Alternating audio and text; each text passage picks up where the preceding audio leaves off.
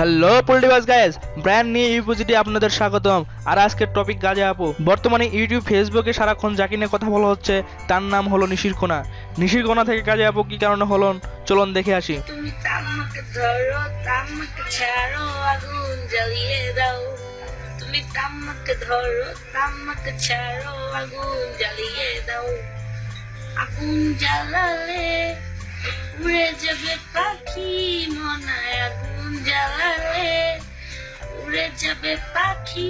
নেশা কেটে গেলে তুমিও কেটে যাবে। জটিল করলেই জটিল হবে, সহজ করলেই সহজ।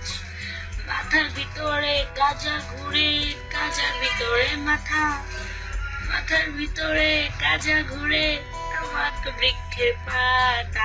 এটাই হলো তার গাজা আপু হওয়ার কাহিনী। এটাই শেষ নয়, গানের পাশাপাশি তিনি আরও একটি তার প্রতিভা রেখেছেন। তা হলো যারা তার গান শুনবে তাদের চোখের এক্সারসাইজ করতে হবে।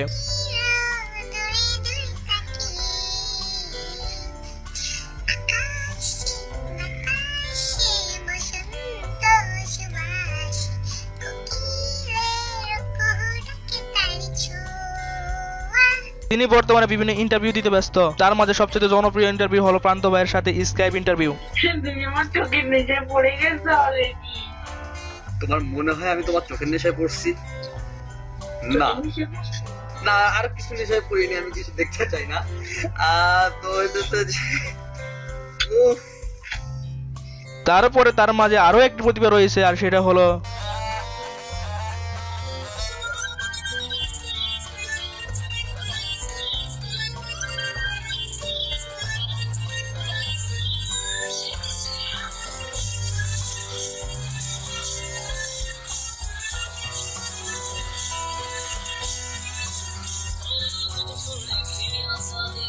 আসলে এই সমস্ত কিছু দেখার পর অন্যরা তার সাথে কি করতে চায়।